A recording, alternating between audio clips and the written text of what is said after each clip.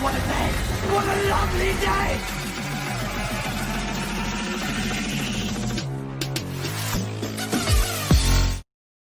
Welcome to Flat Earth Debate Special Edition. I'll be shortly joined by Mitchell from Australia and Paul on the plane, who are planning to ask me a few questions about the interview with Fight the Flat Earth. So I'm going to hopefully get a call from them on Skype, and as soon as I do, I'll introduce you guys to the call, and hopefully it'll go well. I don't know exactly what they're going to be asking me about, but we'll find out shortly, so wish me luck.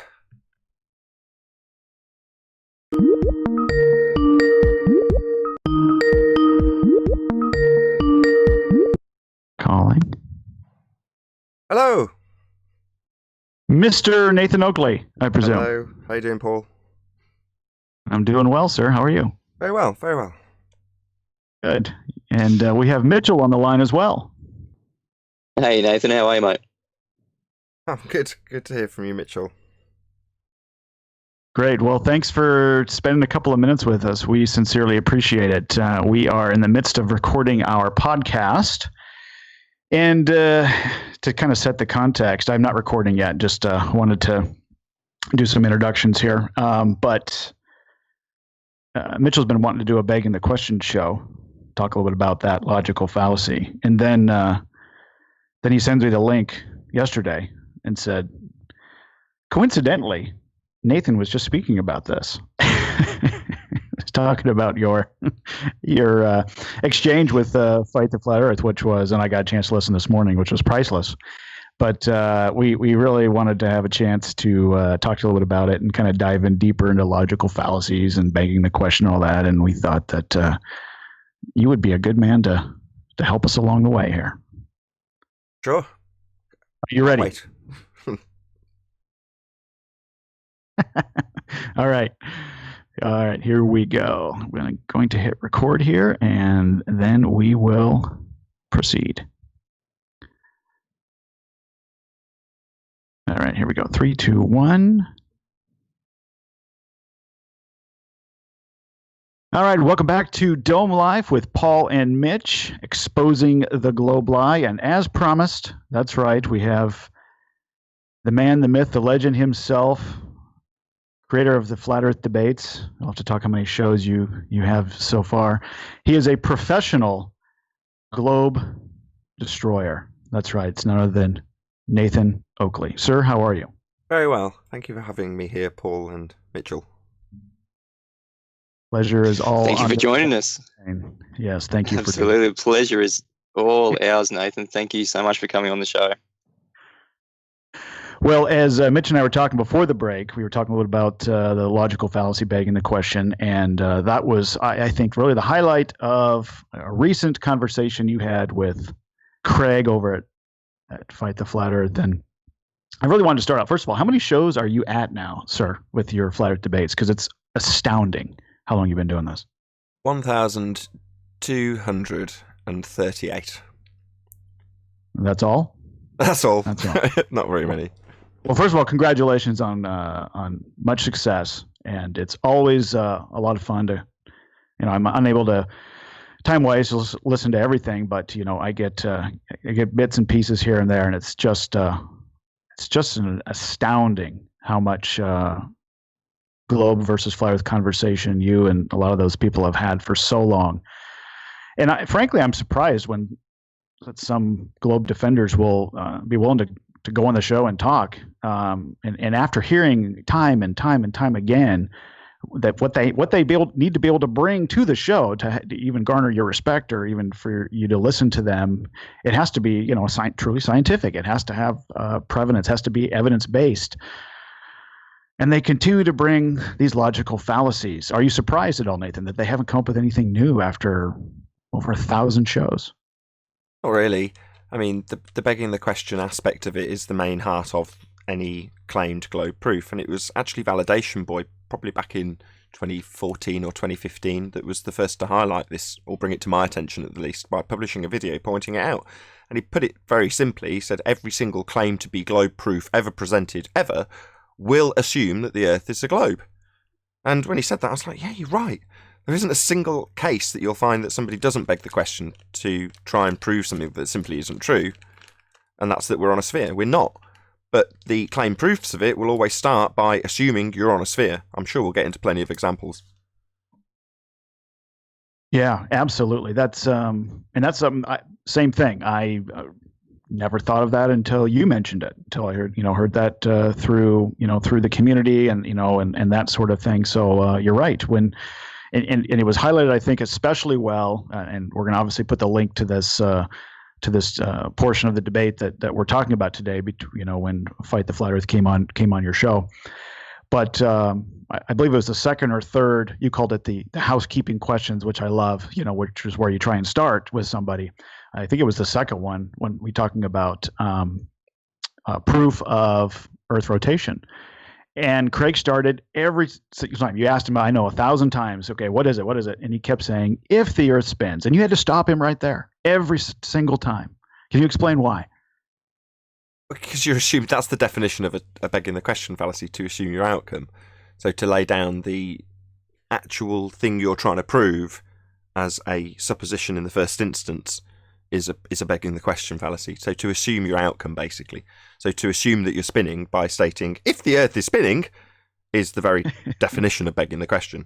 Because that's the thing you're trying to prove. So to assume it, I wasn't going to allow him because of he was quite an awkward guest in the respect that he's got his own audience listening, so he's got to be cognizant of the fact that they can hear some of the rebuttals coming through, and that can't stand. So he's got to sort of talk through as much as he possibly can of the rebuttals that he's receiving, because his audience doesn't have to be subject to them then. But by the same token, I'm trying to keep the interactions as swift as possible. In other words, cut his head off at the first opportunity, because letting him get into the logical fallacy that is an affirming the consequent formal logical fallacy, which we might or might not get into, was just going to be something that would require longer to pick apart. As soon as he's begged the question, you might as well just stop it there. But typically what they'll do, if they're allowed to, is then formulate the begging the question into a further fallacy to make it seem more legitimate, which is to beg the question and then give an example and then say the example proves you're begging the question fallacy, and that's an affirming the consequent. And I think consequence. A lot of people, a lot of general population don't know they're doing it. We were talking about this before you came on, Nathan, that they're popular taglines. They're things that are comfortable, that people know, that people have been taught their whole lives. They don't know that they're begging the question in the first instance when they're making assertions about where they think they live. So that's why I thought it was very appropriate to do a show on begging the question. And then Craig must have read my mind, because he came on and he perfectly exemplified what it is to beg the question and how you do it as a globe believer. And for you to point that out, it just kind of solidifies to people who don't know that they're doing it into a position where they can no longer do it.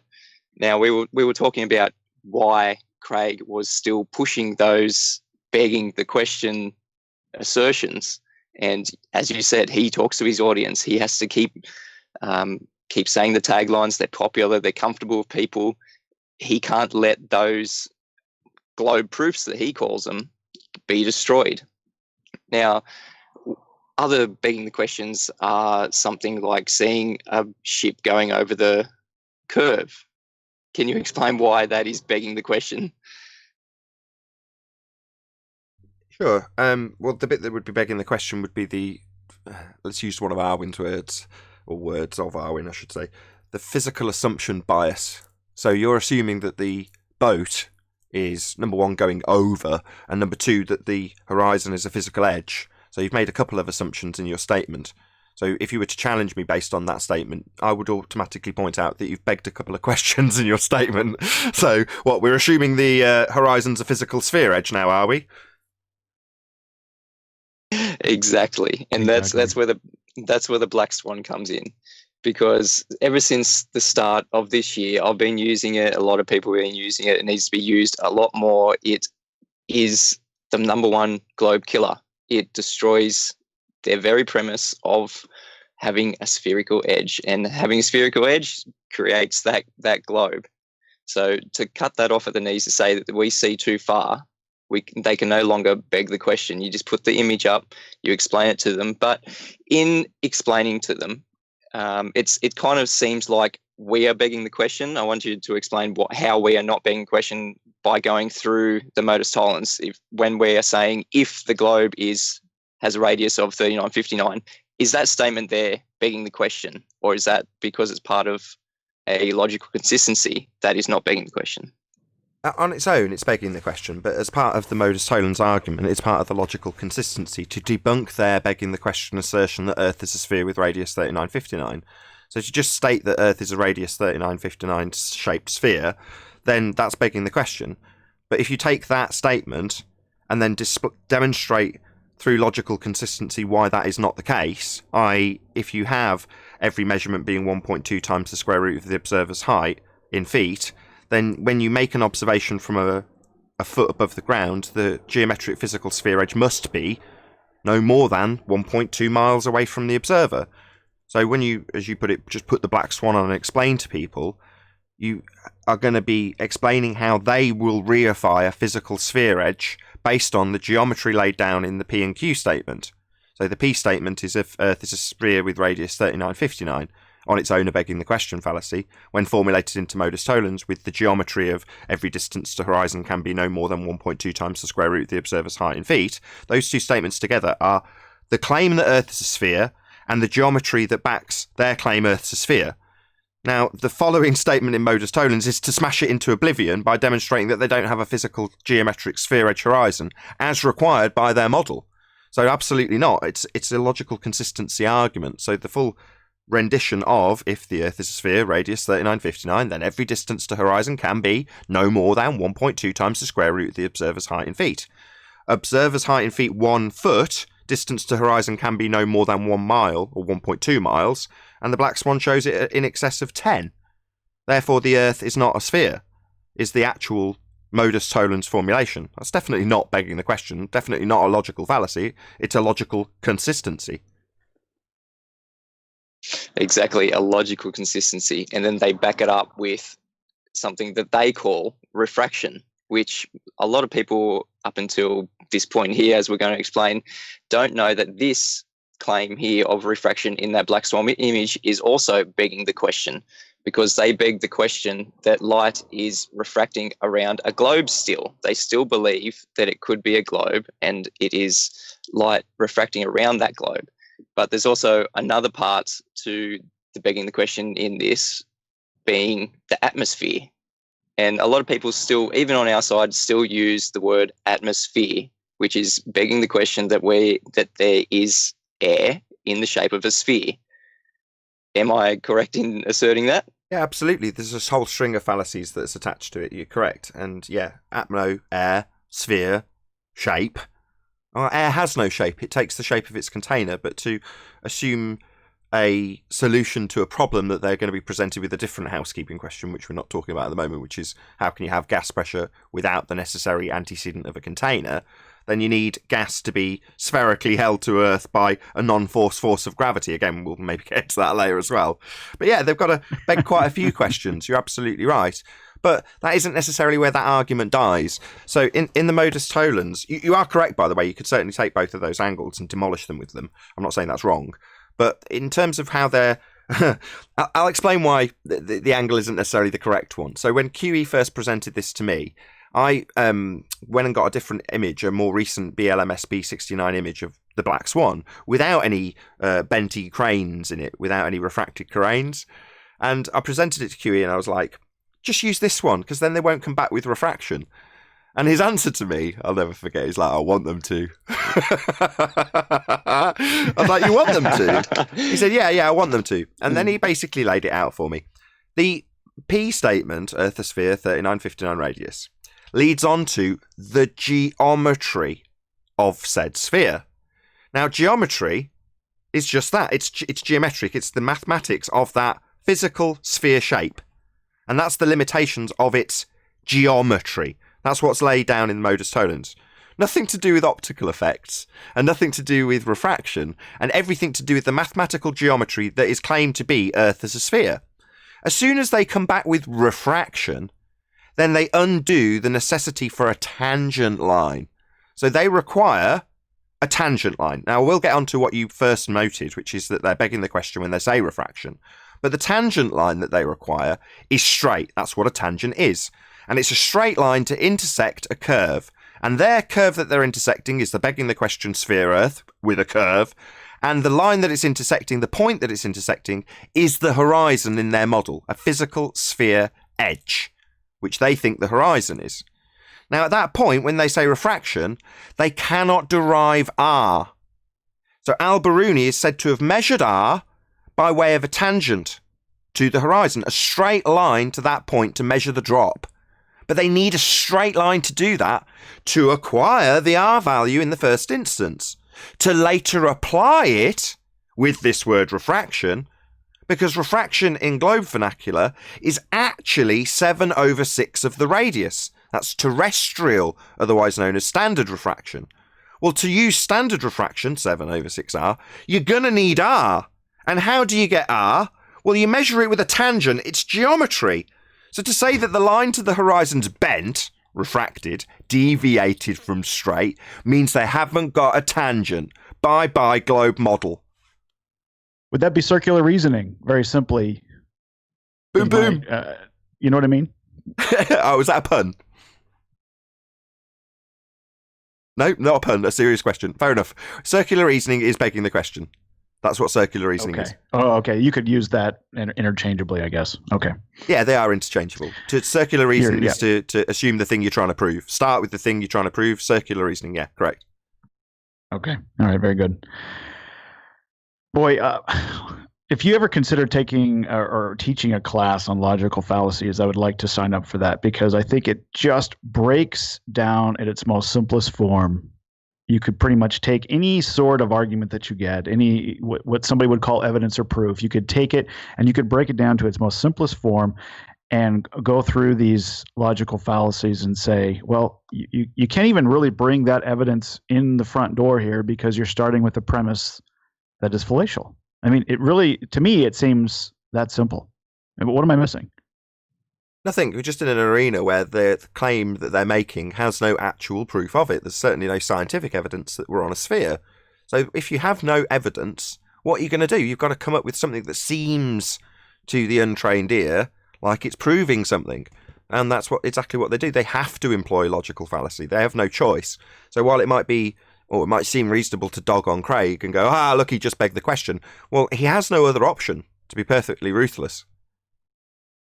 Yeah, and that's kind of what Mitch and I were talking about earlier.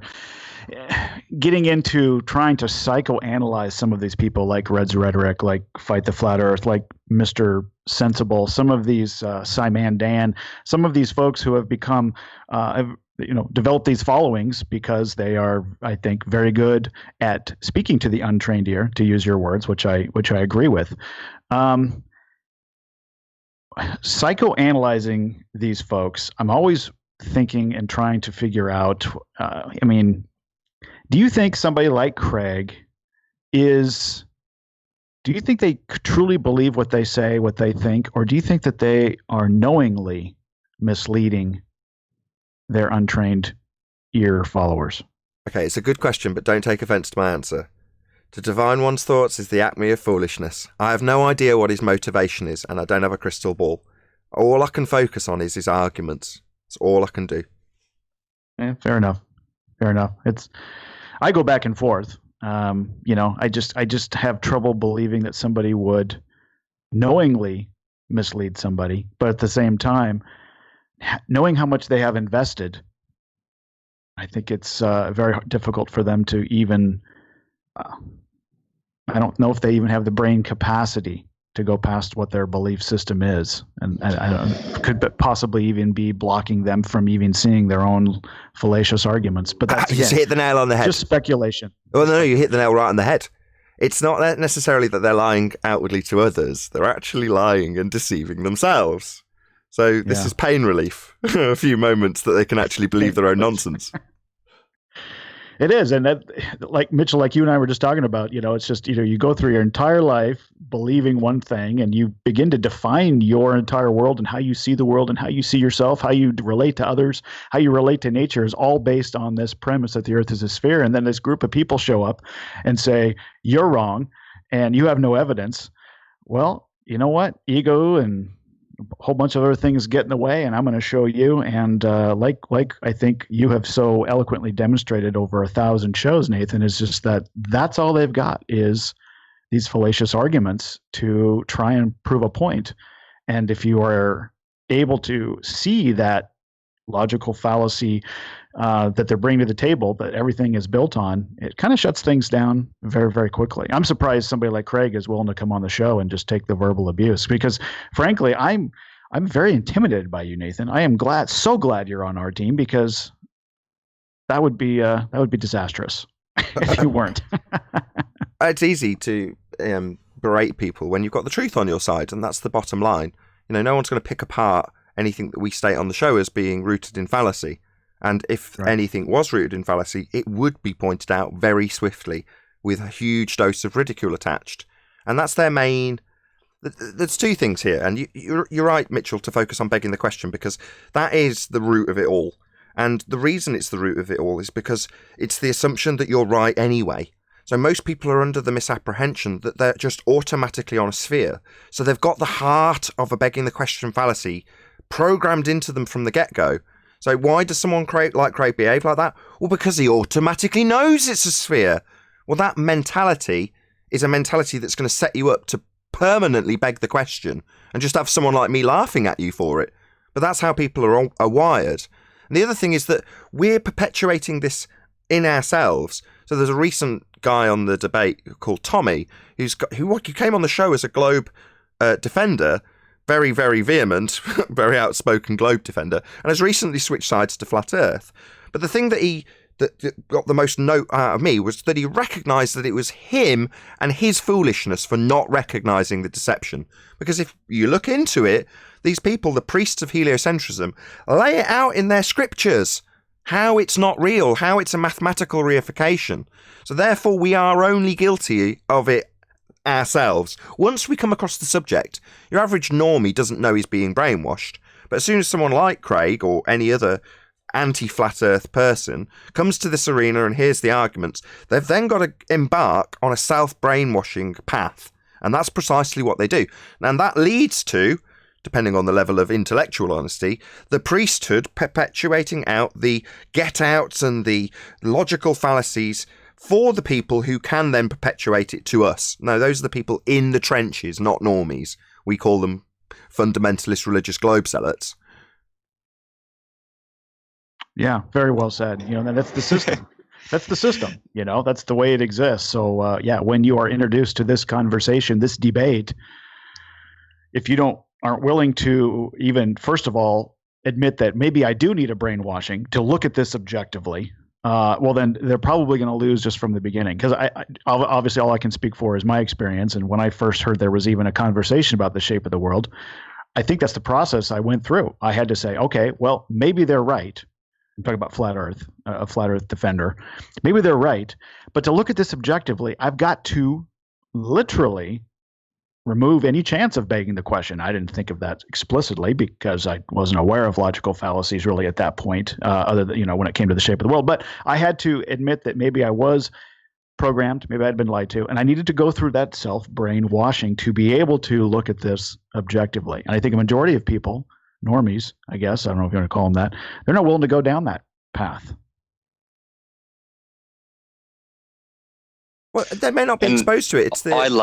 Sorry. Go on, Mitchell. Sorry. Nathan, go on. I was going to say, I love that you call them the Globe proponents priests, the people that are outspoken, because they create the belief in these people, in the normies, in the 99% of the world, that there is a globe. They have to use their imagination. They've got an unfounded belief. And when my kids say to me, do I believe that the earth is flat? I say to them, I don't use belief, I use reality.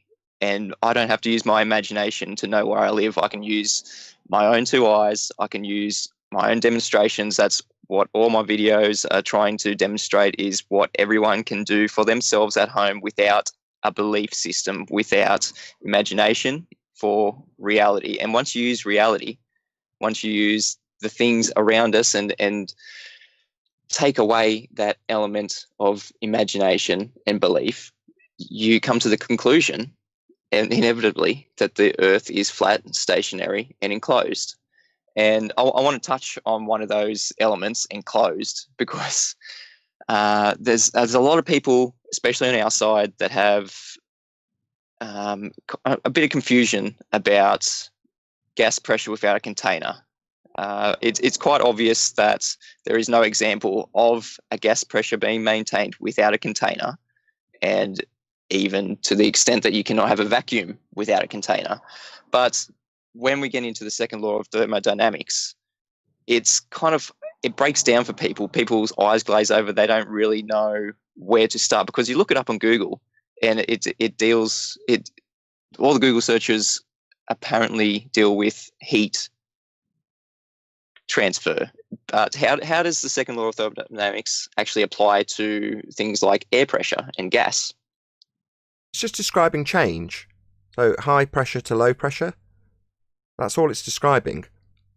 So entropy, the second law of thermodynamics, is violated by the assertion that we have an empty space for gas to fill. That would be the sky vacuum. And gas isn't filling it. That's not how gas behaves. It's just that simple. If the sky was a vacuum, the gas we breathe would fill the space. Simple. Therefore, space is fake. It is. You can't let them beg the question of Period. Space. Paragraph. It's just as simple as that. But people go into, you don't understand the second law of thermodynamics. How would you describe something like entropy? Is there a description for entropy to make it easier for people to understand? Yeah, change over time. Yep, simple as that. If you watch an empty... I love it, simplicity. If you paint a room perfectly and then just leave it, do nothing, it will decay over time, and it's proportional to time.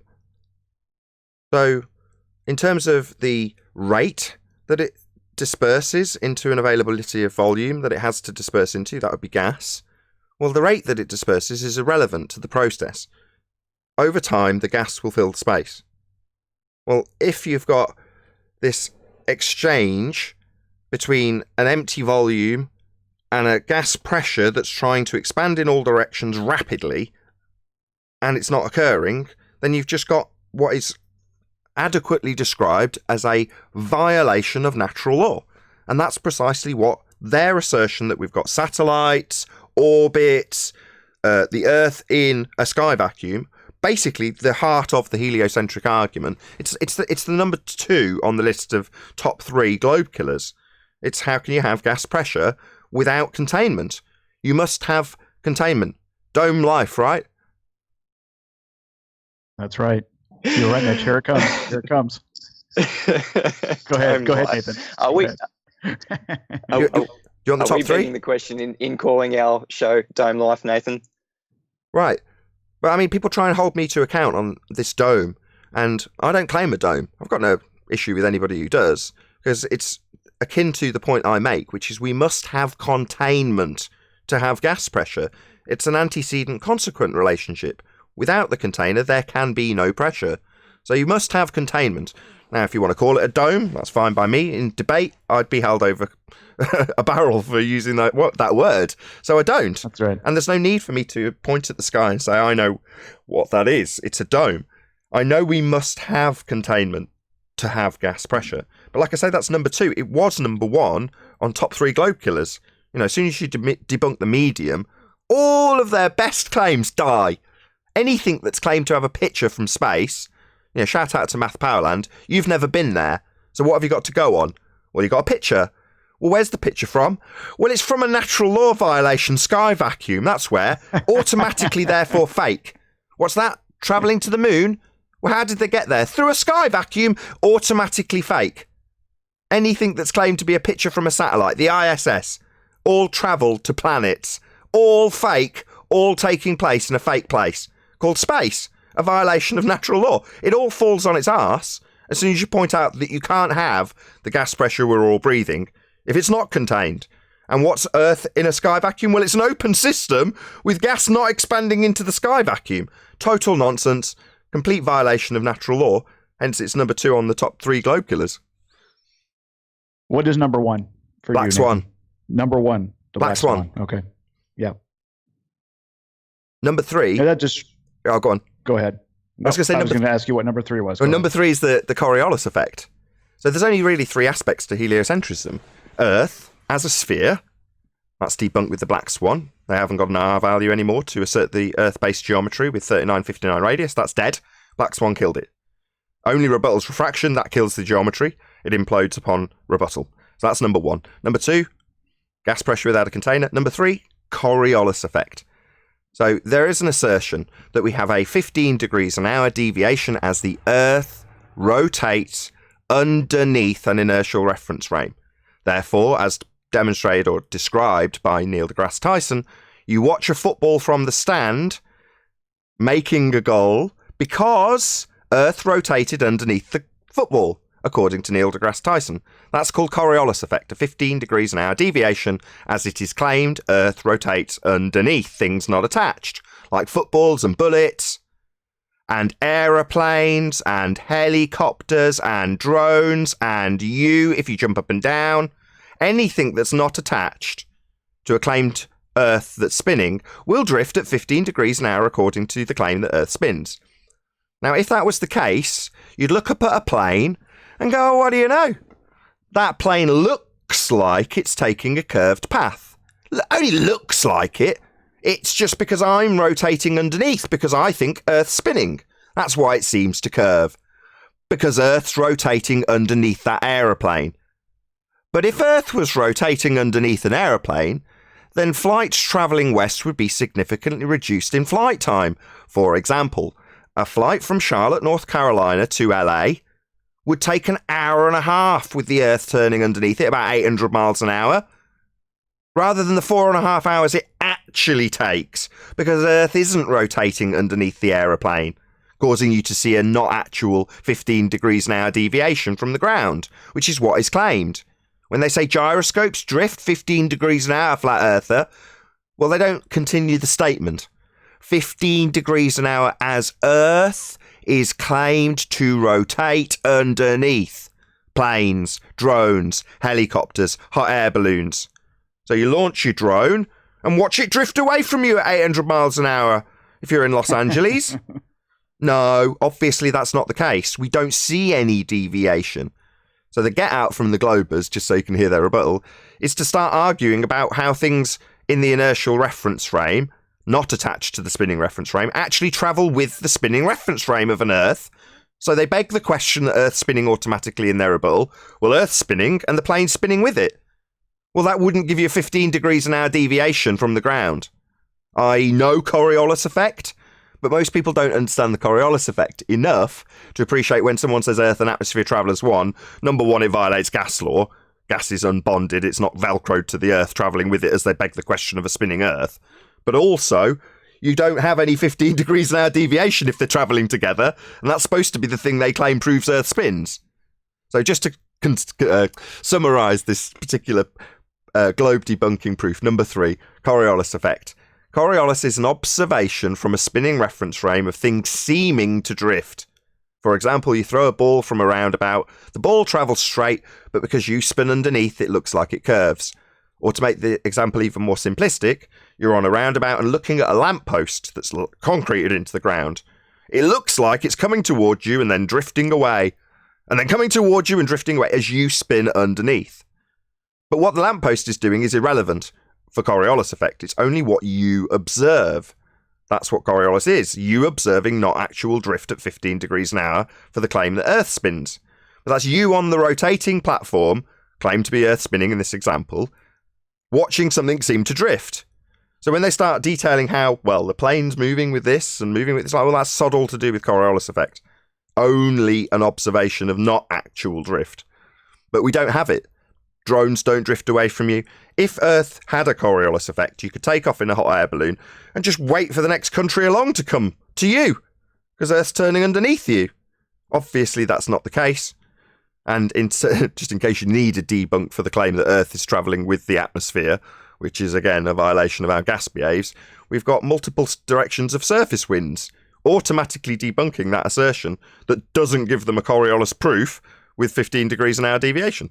So there you go. There's number 3. Coriolis deviation. We don't have any. And when Brian Mullen pointed that out, he was attacked with the most vehement opposition you could imagine, because it's true. What he said was correct. We'd see shortened flight times if Earth was turning underneath to give us 15 degrees an hour of the Earth rotating underneath, which is what they claim we have. That's right. Wow. Well, absolutely brilliant. Well said. Nathan, I would argue you probably have the firmest grasp on on these 3, and I have to agree. These are the best globe destroying concepts, and if somebody's willing to really study these and wrap their head around them, they are going to be very successful when they talk to family and friends and let them see that the premise that they're bringing to the conversation, that there is no scientific evidence for it. Nathan, I'm curious, when you began your journey to flat Earth, when you were first exposed to, I'm assuming you were like many of us, like everybody, that at one point in your life you believed that we were on a spinning globe. What was the straw that broke the camel's back for you? It was Math Powerland. So to go back before the straw that broke the camel's back, I was a rep travelling internationally on planes all over the world. And as I did so, I would be that guy at the back of the plane, not strapped in, getting drunk and watching crap movies on the backs of headrests, watching the world go by through the back window because you had the biggest angle. And in my mind, as I did so, what went through my mind as a heliocentric believer was I wish I could go higher because I can't see any curve. And having a good grasp of heliocentrism, I knew why I couldn't see any curve. I wasn't supposed to see any curve from cruising altitude. So my desire was to go higher because I couldn't see Earth being a curved horizon physically reified with me being a globehead. Now, for whatever reason, on autoplay, I heard Math Powerland one evening very late at night, and I just heard him say the words flat Earth. It wasn't like I was intently listening to one of his videos. He just happened to be playing on autoplay. And when he said it in a tone that was unfamiliar, a tone that wasn't a tone of ridicule. And it was enough, just hearing him say it, to go, oh my God, the Earth is flat. And I literally, in that moment, all of my experiences as a child, swinging buckets around my head, thinking about how gravity made no sense, all of those trips on aeroplanes, all of that flashed before my eyes. And very, very early in the morning, I went into my wife, shook her and told her. I was like, Earth's flat. Oh, no. I'm sure that went over well. It didn't at all. Wow. So it was really a culmination of many things. And it sounds like the globe crumbled very quickly in your mind.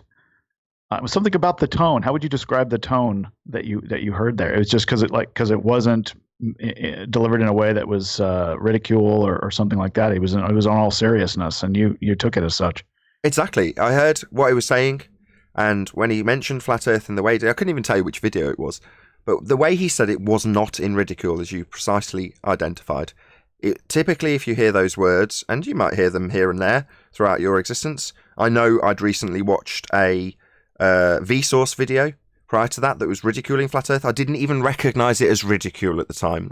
That's how globe orientated I was.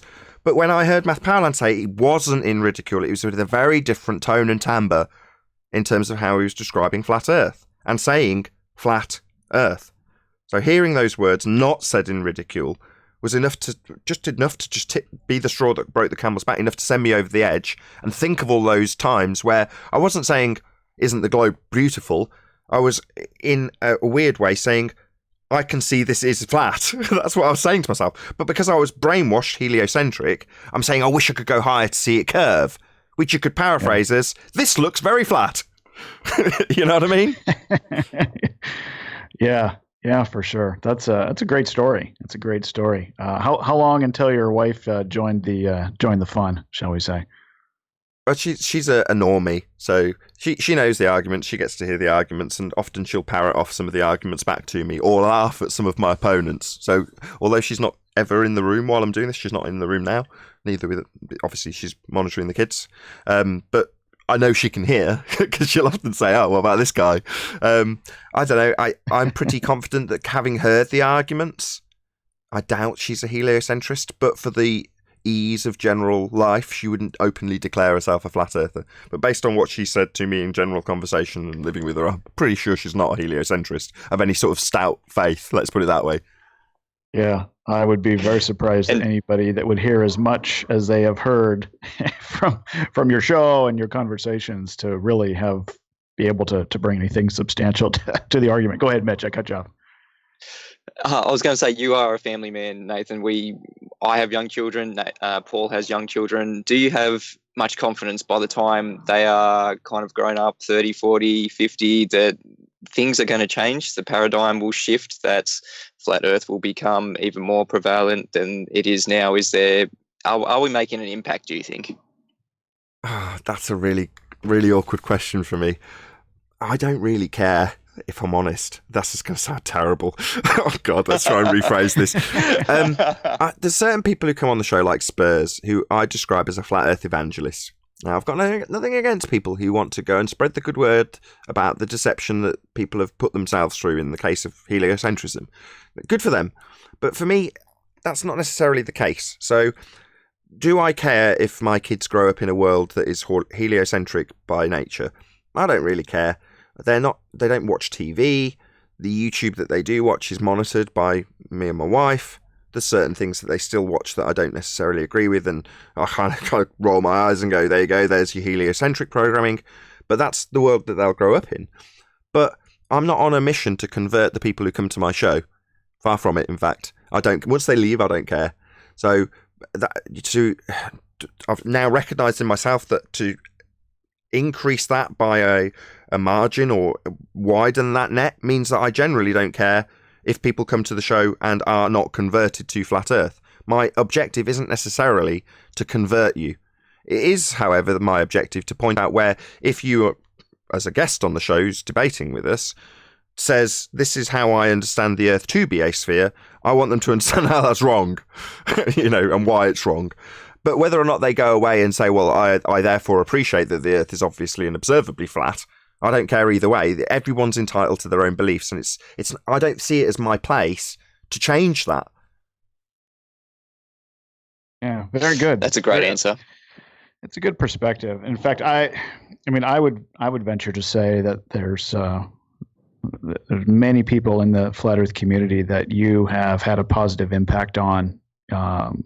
Just in whether they've been able to speak with you directly or not, but just listening to the show, listening to you and, some of your colleagues, Sleeping Warrior and Ranty and, a couple other folks that I've been able to meet that, are in that community, and just hearing how you guys are able to break down these arguments, able to break down, the fallacious arguments that are brought to the table that you would think that anybody would bring, and that's very logical why they would bring these globe defending or try to defend the globe the way that they do, because like you said, they don't have any other way. But I think you've had obviously a great impact, and whether it's intentional or not, it's been a big impact on the community. And I think there's a lot of people out there that are going to say that you were a big part of them coming to the realization that the globe doesn't hold water, scientifically speaking, and to try and argue for the globe, all you're going to start with is begging the question, and that's really where it's going to begin, I think. And people definitely need to know where they can join your show, listen to your show. Give yourself a shameless plug, Nathan. Oh, I'm good at that. So be here or be sphere for Flat Earth Debate and Flat Earth Debate Uncut and After Show. So it goes out UK time, 2 p.m. Do you know what time that is, Australian? I think it's 11 p.m. Eastern, and Western maybe 2 hours behind that, maybe 9 p.m. So 9 p.m. Western, and it's also 8 a.m. New York time. It gets earlier, so it's a pretty early show for the Americans.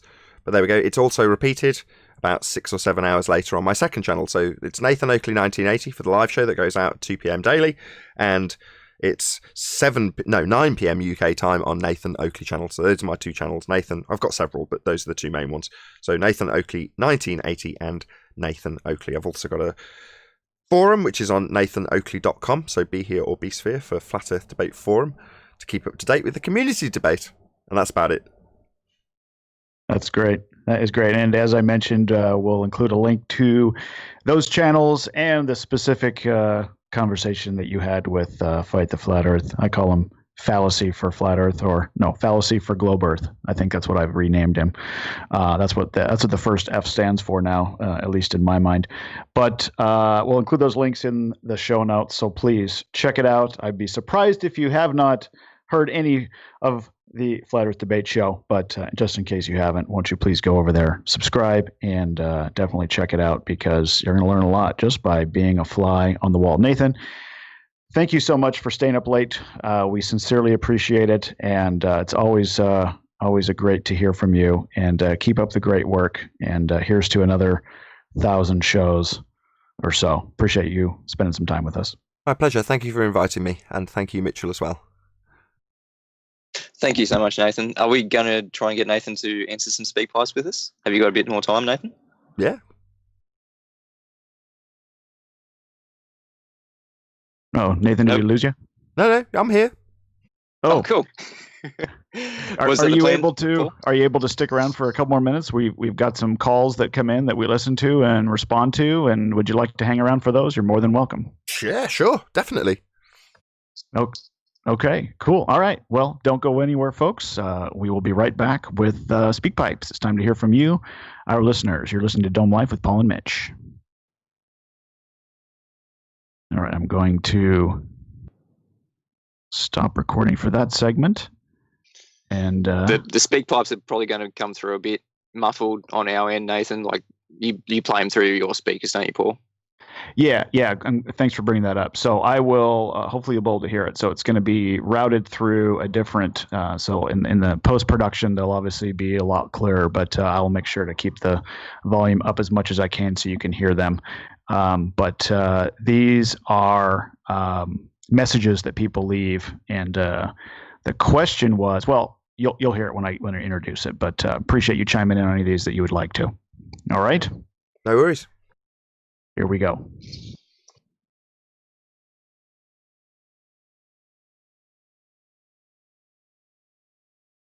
All right, welcome back to Dome Life, exposing the globe lie, and it's time to hear from you, our listeners. Congratulations to Patrick and Austin, who were our double winners from our last episode of free Dome Life podcast, Not Real We Check t-shirts.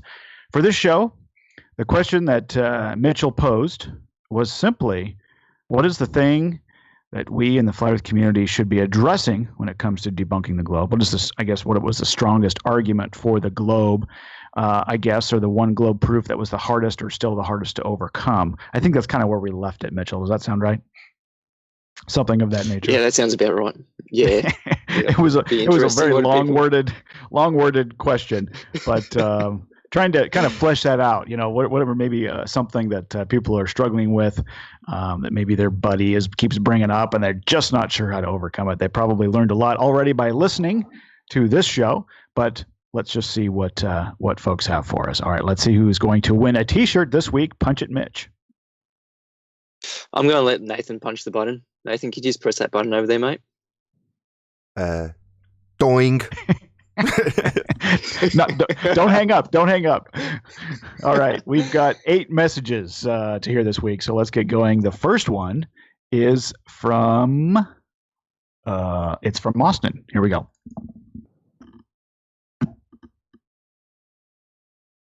My morning, boys. I know it's probably a bit cheeky to try and leave two speak pipes, but something about your last episode really spoke to me. It was a great episode. And something one of our other listeners, I think it was Bernard, said that he wanted Dome Life podcast to be just about flat earth stuff. Well, I would argue that speaking about the coronavirus and speaking about global financial issues and things is Dome Life related, because I can guarantee you that the people that are lying to you about the shape of the earth are the exact same ones that are lying about this pandemic and about any other number of things that you care to think of. So anyway, keep it up. Paul, Mitch, rock on. All right. Thanks, Austin. Mitch, obviously you agree. We say anything that happens within this gas pressure enclosed system. I notice I didn't say Dome Life, but he knows I just admitted the We can't have gas pressure without a container. Within our enclosed system of existence, you're right. Anything is game. So appreciate that, Austin. All right, let's just keep moving right along here. Up next is Jewel. Many flat earthers kind of get hung up on the question, why do they lie about the shape of the earth? And I think we kind of get hung up the same way when we try to understand why serial killers do what they do. The average person can explain it from their frame of reference because they're not psychopaths. But to convict a killer, all we need is the evidence. So why is flat earth important? A thinking person can figure out that it was not planes that brought down the two towers, it was controlled demolition.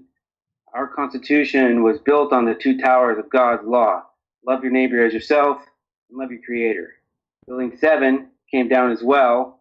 The 7th letter of the alphabet being G for God. It seems to me this was a message. Bring down the two towers with controlled demolition and God will just disappear. We are now witnessing the attempt at controlled demolition of our Constitution and our belief in God. This is a lie I believe they could not have gotten away with if the people had first been awakened to the lie of the round earth. Wow, thanks, Joel.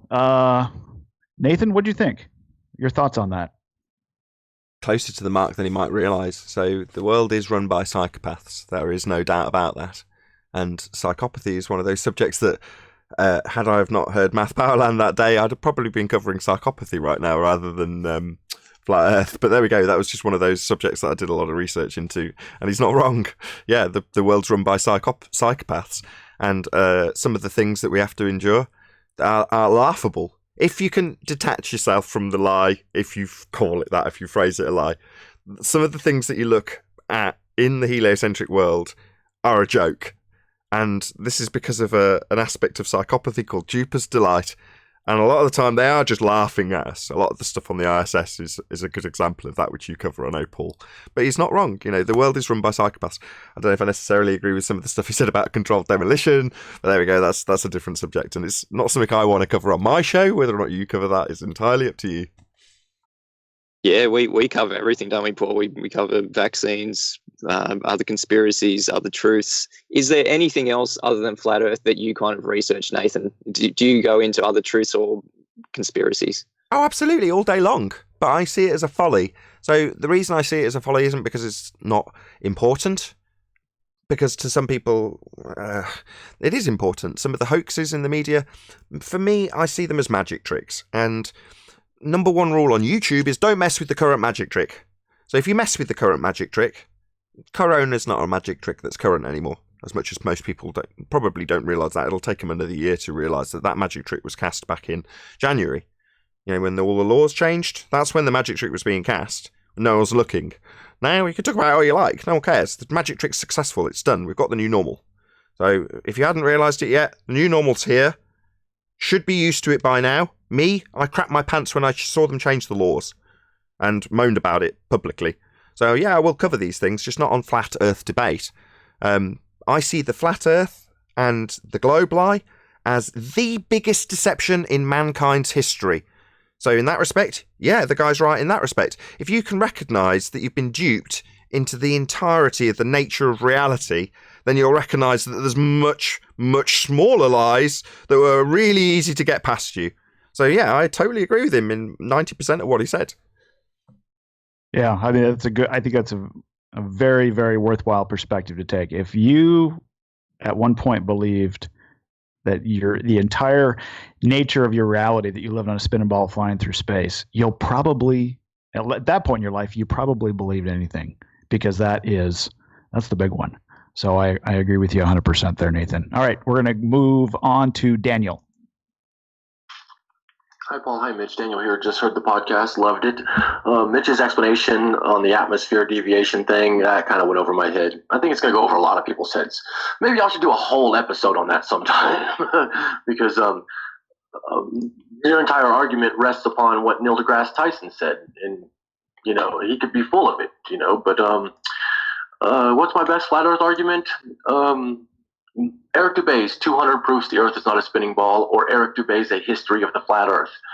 just that video as a whole is only 2 hours. If you can sit down with somebody and watch those videos and pause it and have a conversation with people, I think you can win them over. Because the main arguments for flat Earth, we see too far, stuff like that, the ocean isn't curved, the moon's too bright, this type of stuff. I think I can defeat that with reason. You know, maybe a light bends gravity, or maybe gravity bends light. Maybe the inverse square law of light doesn't apply to light traveling through a vacuum. The ocean isn't flat because it's constantly rocking back and forth. Tides every 3 hours. Those three things I can kind of give an answer to, but 200 proofs as a whole, why does the moon light up only individual clouds of the sky? Why don't battleships have to lead their targets hundreds of miles away? These things can't be explained on a ball. Why isn't the ocean churning? That type of stuff. So maybe something like that. I don't know. I got to wrap it up, though. Keep up the... All right. Thanks, Daniel. I think, Nathan, you probably would have fun talking about some of those begging the question arguments that he would have against, or excuse me, for the globe. But I guess your reaction to some of his thoughts there. Yeah, I mean, you already identified that he's begging the question with some of the examples he's giving for globe proof, i.e. assuming the outcome of gravity, but also special pleading fallacy. So, well, maybe gravity does this. Well, number one, what's gravity? It's not a force. That's Einsteinian new hotness, as described by Chocolate on the Flat Earth debate, Chocolate saying. So their claim that gravity is a force to force things to do anything is 105 years out of date. The current rhetoric of gravity is Einsteinian pseudo-Ramonian bending of conceptual mediums known as space-time, and the mathematical description thereof isn't going to force anything to do anything. So no, your special pleading isn't going to go over, but you've got to understand some of the arguments in depth to be able to rattle that off in a general conversation with your average normie.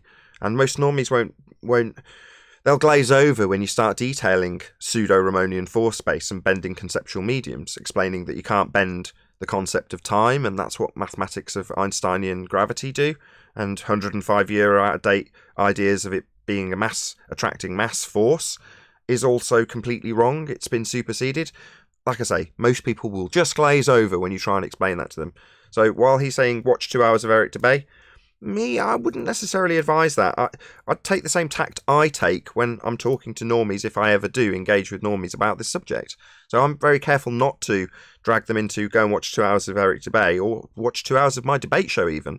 I would stick with actually number 2 on the list, i.e. the top 3 is really applicable in the trenches of debate, whereas in general society I would stick with number 2. Just look up at the sky with a very casual grin and say to them, so you reckon that's a vacuum? And leave it at that. It doesn't need a great deal to debunk heliocentrism, because most normies have got the idea that there's pictures from space. So if you debunk space, and you can do that literally, just tilt your head to the sky and say, so that's a vacuum. And when they think about it for a few seconds and say, yeah, that's right, space, a vacuum, yeah. So why isn't the gas filling it? That's what happens, right? Gas pressure fills the vacuum. Open a valve on a vacuum, the gas will rush in. Well, if the sky's a vacuum, we'd all be dead. Space is fake, mate. Yeah. That would be what I'd lead off with, rather than suggesting someone watches 2 hours of debate. Definitely watch 2 hours of Dome Life, though. I would definitely recommend that to all normies. You brought up another logical fallacy, and if you could just elaborate that on that specifically. You said it was bleeding something. Can you? And that was saying, well, I think you were responding special to pleading. Somebody saying, special being like, oh, maybe gravity works this way in this medium, or maybe light works this way in space. Is that special bleeding? Yeah. So if I'm trying to prove the premise of unicorns by assuming that unicorns are real for the sake of argument, and the argument is about the the magical unicorn farts that they produce, and I say, well, yeah, but if in Narnia the time dilation would be such that you couldn't detect the smell. And then I'm just making up this whole nonsense scenario. Well, just making it up as you go. Yeah, just appealing to nonsense, basically. Special bleeding. Special bleeding. Make it up as you go. All right, I can remember that. All right, thanks for that, Nathan. That was awesome. Kevin is up next. Hey, Paul and Mitch, I wanted to answer your question on what is the best globe argument. And one of the best arguments that I've come across is, how do you explain a sunset? The sun doesn't just go under the flat Earth. How does it do that? They can't understand that. So basically, they'd have to understand the vanishing point. If you don't understand the vanishing point, it's basically, the foundation of the sunset. The sun never sets; it just goes, into the vanishing point and around. Now, to expand on that sunset or that idea, right? Wolfie has a contest, the Equinox Challenge. On the equator at equinox, the sun rises at 0 degrees altitude, 90 degrees east, then 90 0 and 0 90 west. And the reason you can explain all this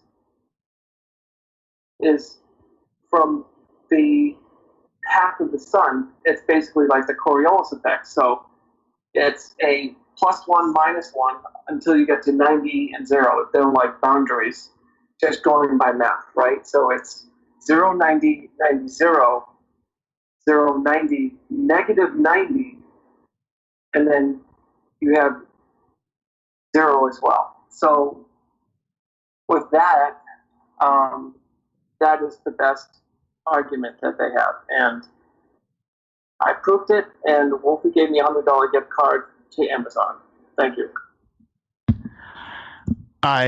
Sorry, Kevin, you lost me there. I don't know. Either of you gentlemen follow what he was speaking about? Yeah, sure. Do you want to break down what he's done a very convoluted job of what he's claiming, but I can paraphrase into what they claim as globe proof.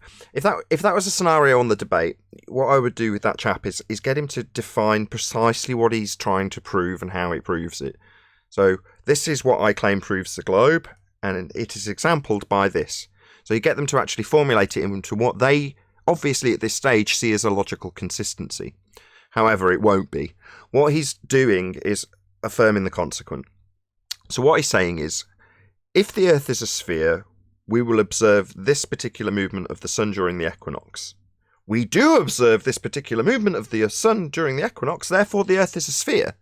That's an affirming the consequent formal logical fallacy. So we didn't cover this when you were interviewing me, but might as well cover it now. So the way the formal logical fallacy is laid out is as follows. If P, that would be the begging the question fallacy that the Earth is a sphere, then Q being we will observe whatever, don't get lost in the weeds of what they claim. In this case, it's something to do with the sun on the equinox. It doesn't really matter. Then they affirm the consequent, which is to say Q, what the sun does. Don't get lost in the weeds of what they waffle on about. It'll be endless. But in this case, sun doing whatever at the equinox. Therefore, my begging the question fallacy, P. So if P, then Q, therefore P. That's an affirming the consequent formal logical fallacy. So that's what they try and do. It's just a elaborate begging the question fallacy to make it seem like you've demonstrated. The way to spot what they're doing is recognizing when they impose the assertion with a begging the question fallacy. So when he said the equator, the implication of the word equator is to suggest that we've got north and south hemisphere when they're a globe head. Now, they might not necessarily express that explicitly, but you just have to recognise what they're implying. And what they're implying is, I automatically assume that when I'm in the north, or what we call the north, I'm on the top of a sphere when looked at, how it's presented as a globe. And then if I'm in the south, the other side of the equator, then I'm antipodal to where I began. I'm on the other side of a sphere if you're looking at it as presented in a picture of the globe, on the bottom of it. Well, that's an assumption that you're on a sphere and you can travel antipodal when making these observations. And the equator itself is an arbitrary location that's been derived from sun movement.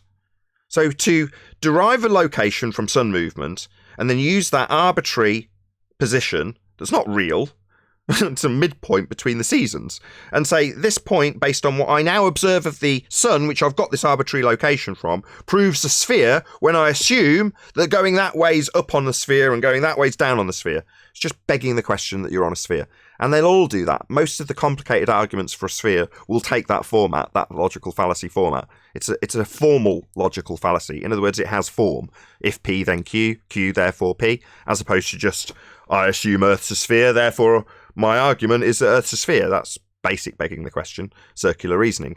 But the affirming the consequent just makes it that little bit more complicated, and that's all he's doing. He's saying this equinox observation proves a sphere, and here we go, here's the observation, therefore sphere. Oh, got it. Brilliant. No, thanks for breaking that down. It makes sense. It's a more complex way of begging the question. And by being complex, I think a lot of normies will just assume it's correct because it's something they can't understand, or at least with at first blush. And that's part of the deception right there, right? I'm smarter than you, so I'm right.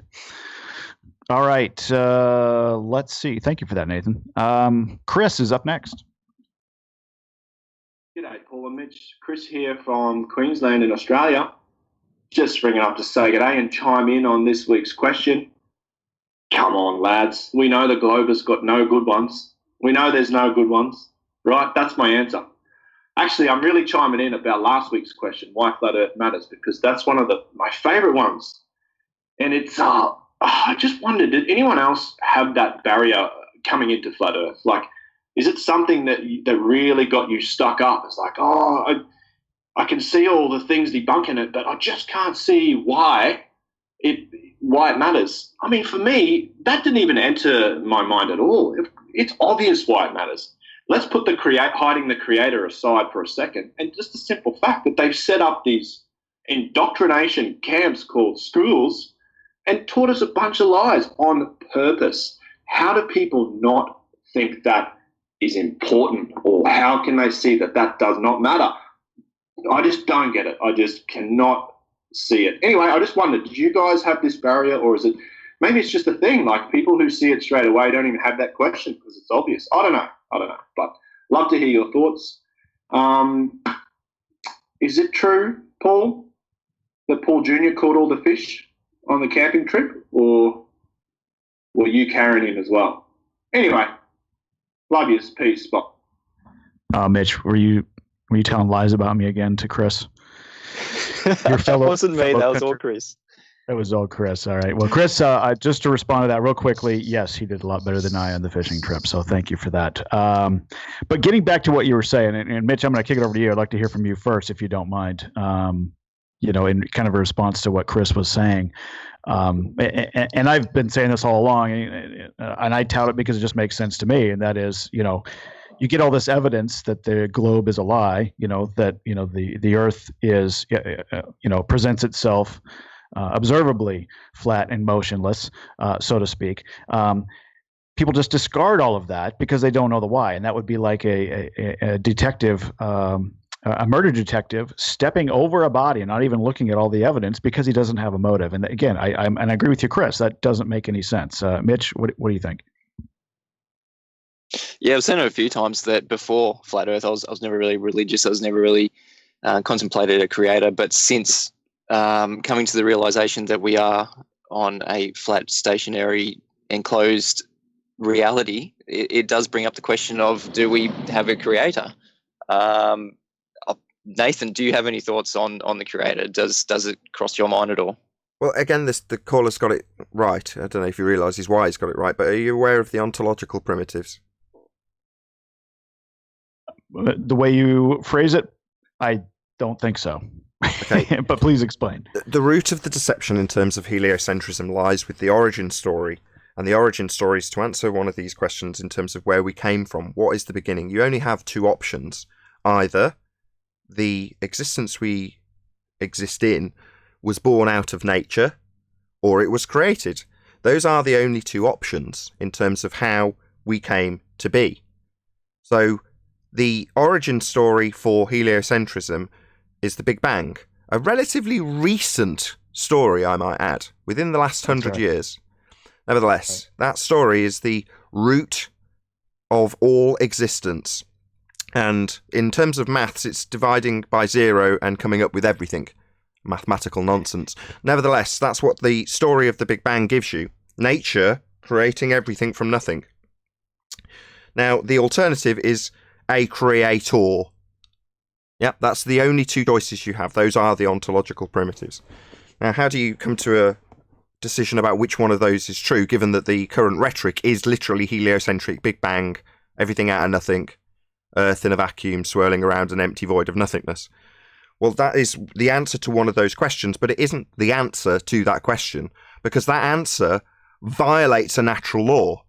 So the first law of thermodynamics, energy cannot be created or destroyed. Well, if it cannot be created, how can nature create it?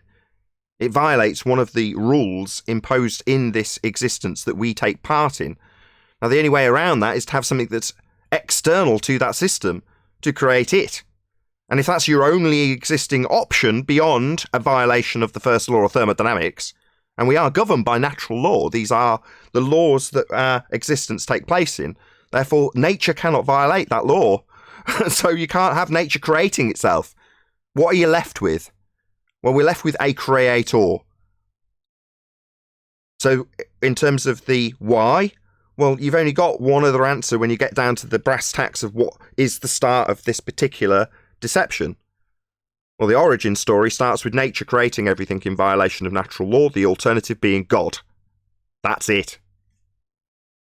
That's it. Well said. That was awesome. I'm going to have to use that soundbite from that. That was good stuff. All right. Moving along. We still got two more, so let's get those in and we'll wrap up. Scott is up next. Well, it's Scott. I am a new flat earther, and I just have a question for the podcast. If you could address it. I'm an amateur radio operator, and I was wondering if you knew how or where to get information about potentially how radio communication would work. Long distance high frequency radio communication would work on a flat Earth model. I know how it works on a globe Earth model. They drill that into us with the ionosphere and the sunspot cycle. If you know anything about that, I'd appreciate it if you could address it. Thanks. All right. Thanks, Scott. Welcome to the club. I'm glad you realize the globe is a lie, and that's great to hear. For your specific question, I'm definitely not the radio expert. I don't know. Either of you gentlemen know where we could point Scott when it comes to investigating, further. He obviously knows what's been drilled into his head, but as it relates to an alternative view about our nature of existence, where would you point him? Mitchell. I can plug one of my shows where I interviewed a ex-radio engineer. Other than that, Mitch, anything? Actually, Bob Nodell might I think he did some radio work. I guess point him there. Mitchell, do you have any other ideas? And FE Core were attempting to do one of the longest radio transmissions or data transmissions, weren't they? I think look into FE Core whether or not they succeeded, but they were definitely trying. I think they had a fair bit of information on the world record as it currently stood previously, and it is a lot more than what the globe would say is possible over a curve. The only suggestion was it Scott, Paul? Scott, correct. Yes, Scott. The only suggestion to Scott is being a new flat earther, you have to kind of take yourself out of the model situation. Going from a globe model, you can't immediately go into, well, maybe it's a flat earth model, because that is another fallacy in itself, a false dichotomy, where you hold two things up and you compare them, and you kind of say, well, this can't happen on this model, so the other model, the alternative, must be true, right, Nathan? Well, yeah, models are pseudoscience at the end of the day. We don't live on a model. So that seems like a cop-out there, because his question is to ask how radio communications work, and every time I've looked into it, it's just always point-to-point communications. They're just on a flat plane, and these two things can connect with each other. There's very little explanation needed. And when you go into the globe explanation, I can't remember the exact rate, 4/3R or something like that for radio communications. They just do the same as they do with terrestrial refraction, and just assume Earth is a sphere, and that the transmissions are going through a spherical shape. It doesn't matter if it's the ionosphere or whatever else. This oxymoron of gas having a shape and then presupposing that whatever transmission's bending at the same rate or a derivative rate of that R value that we've debunked with the black swan.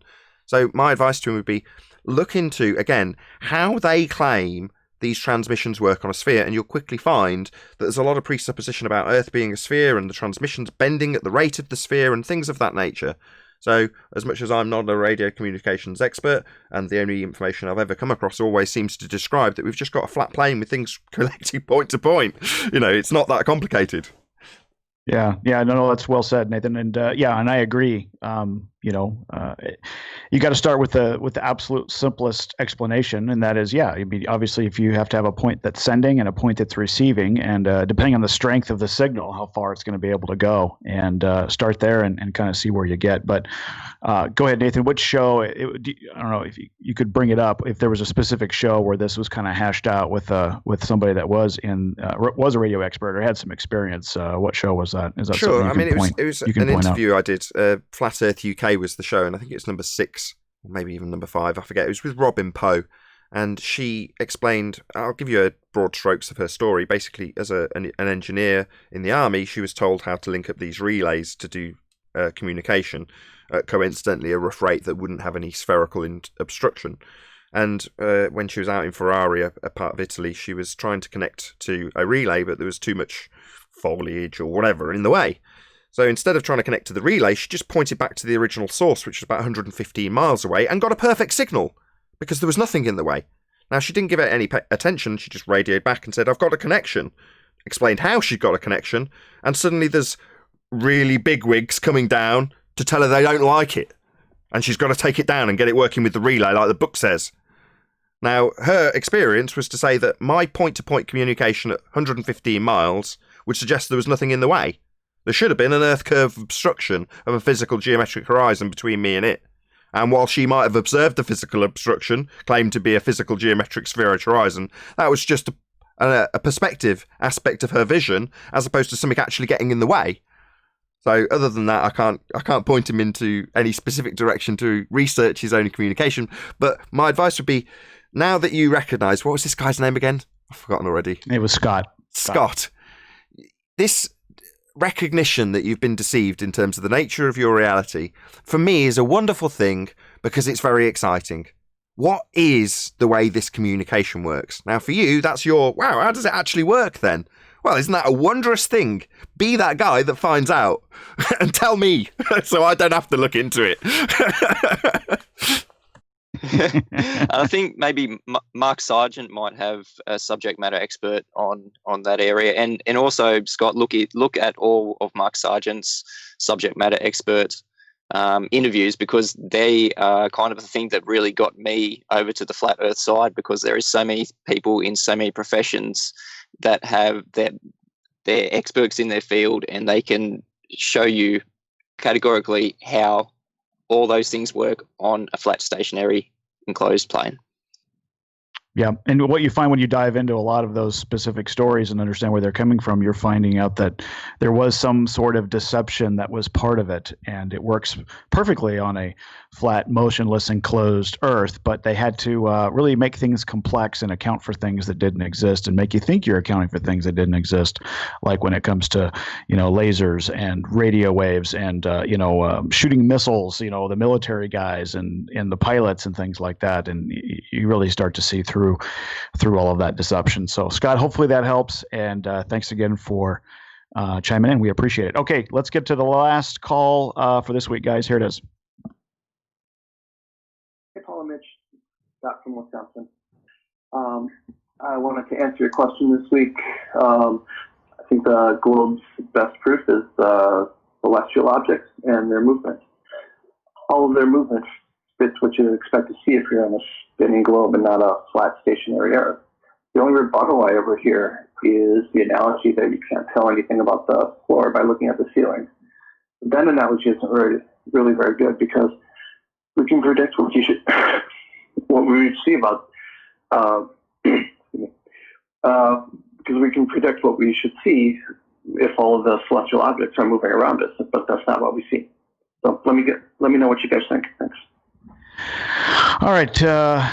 Thanks again for the call. I guess I would start by saying, and I'd like to hear Nathan and Mitchell's thoughts on this, obviously, but I would start by saying the reason that we are able to predict those things is because we've been observing them in these cycles for thousands of years. When it comes to eclipses, when it comes to the quote unquote planets moving, those other lights in the sky that don't make concentric circles around the North Star. These things have been observed for many, many generations, and they continue to repeat the same cycle over and over again. And I believe that it was just a mathematical construct that they came up with then and backed into a globe model, and saying that is causational when it's nothing more than correlation in my mind. Mitch, you first, and then Nathan, I'd like to hear you wrap up on that. Yeah, I love it when people say and assert that celestial body movement is the best proof for a globe Earth, because I like to use those best proof for globe Earths against them, because instead of going through the logical fallacies, you can actually do your own observations of reality. So these things in the sky, they appear to move across the sky in their model, not because they themselves are moving. It's because the globe underneath their feet are moving. So if that is true, that you are standing on the globe looking up at the sun, looking up at the stars and sun are moving because the globe is moving, then when you leave the globe, say in a drone, to observe the sun set, there's so many sunsets from a drone, the sun should actually not move. You have left the surface of the globe, the rotating reference frame, you've entered the inertial reference frame. So when you observe anything in the inertial reference frame that is already in the inertial reference frame, which is the stars, the sun, they would not move. The Earth underneath you would move, because that is what is being claimed to move. But when we do leave the Earth and view the stars, view the sun, view the moon, they keep moving. So that's how I turn their strong arguments against them, by observations from reality. Excellent. Thank you, Mitch. Nathan, thoughts? Well, as this is the last question, so I might as well give a conclusory statement, which is to say that the assumption that we're on a sphere is so well ingrained into people that they'll, when they're ingrained with it, casually rattle off 3 fallacies like that guy did. And he did a much better job of the other guy, which I had to paraphrase what he was claiming. In this instance, he's given us the begging the question fallacy, Earth is a sphere. He's also given us a false dichotomy. Well, I don't see how it could work any other way than on a sphere, my begging the question fallacy.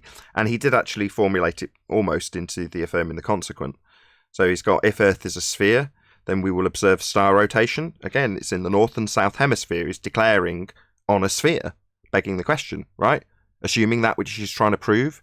So if I assume that when I travel to Australia, I'm antipodal to where I began in the UK, if I assume that I'm antipodal when I make that journey and then observe star rotations, then I prove that I've travelled antipodal like I assumed I did when I made the journey to make these observations of the star rotations. Therefore, my assumption that I travelled antipodal is correct.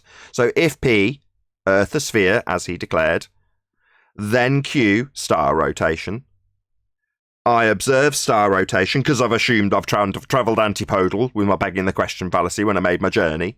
Therefore, P, Earth's obviously therefore a sphere, like I assumed would be my premise.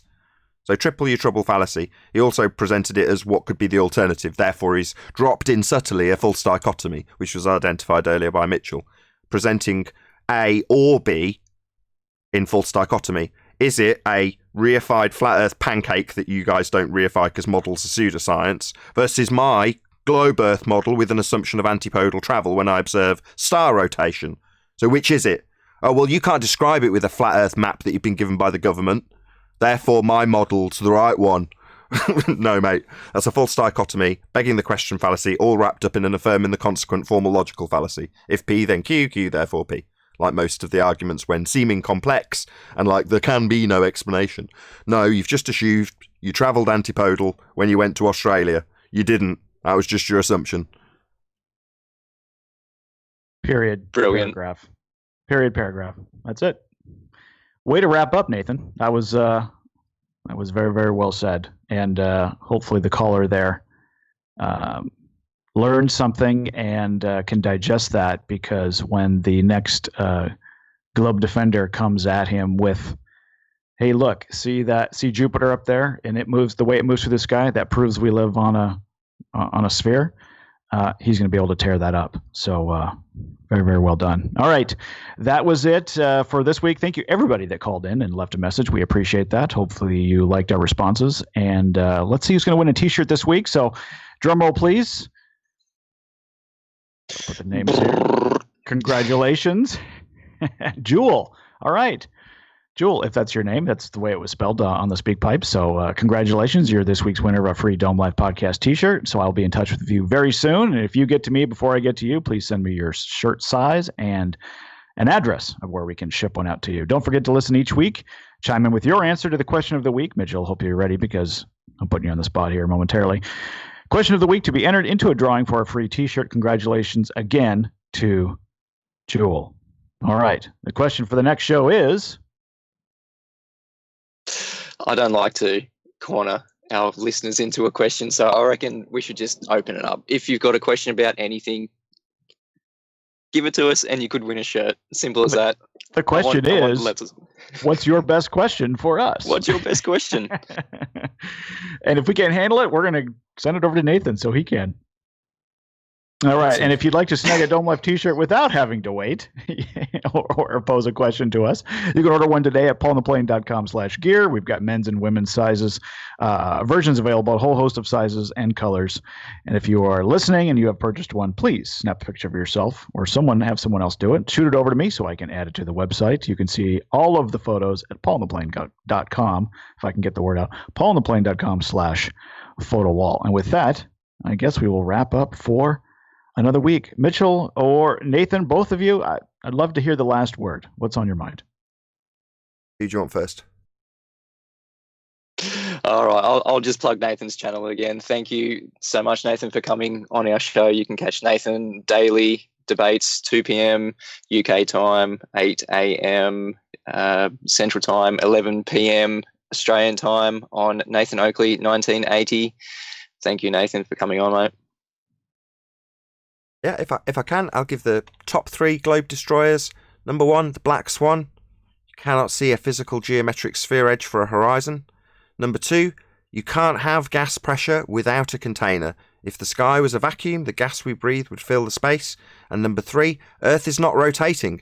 If Earth was rotating, we'd observe 15 degrees an hour deviation as Earth rotated underneath stuff. Thank you very much for having me on Dome Life. It's been an absolute pleasure. You've been great hosts.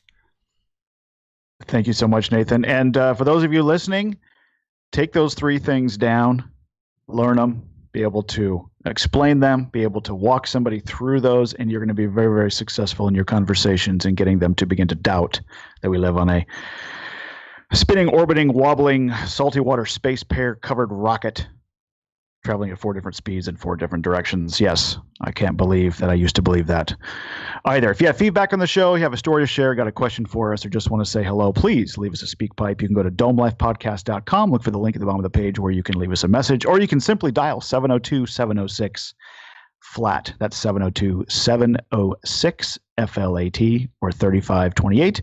You can also leave us a message there. We would love to hear from you. And if you're just now discovering the podcast, you can listen to all of our past episodes of Dome Life with Paul and Mitch over at domelifepodcast.com. We're also on most major podcast platforms, including SoundCloud, iTunes, Stitcher, Podbean, Google Play, and Spotify. Thank you again so much for tuning in, everybody. Much love across the plane. We appreciate you being a listener of Dome Life with Paul and Mitch every week, where we expose the globe lie, or at least each and every month, I guess, whenever we get around to recording. So until we get to speak again, open your heart, open your mind, crack open your Bible, question everything, and of course, stay flat. Bye for now.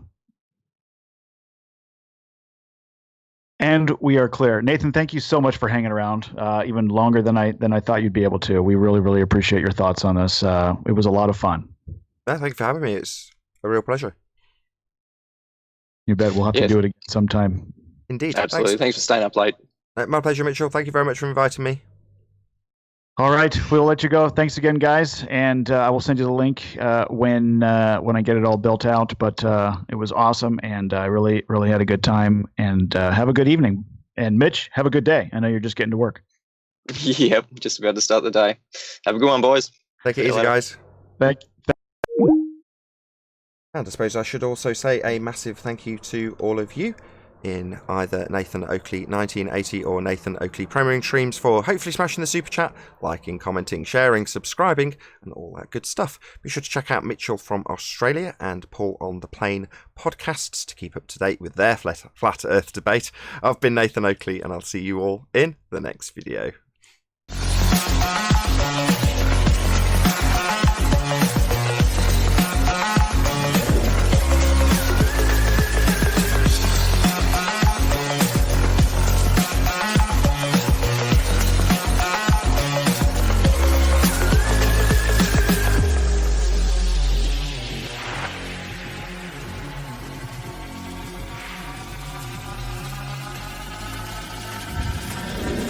Oh, what a day!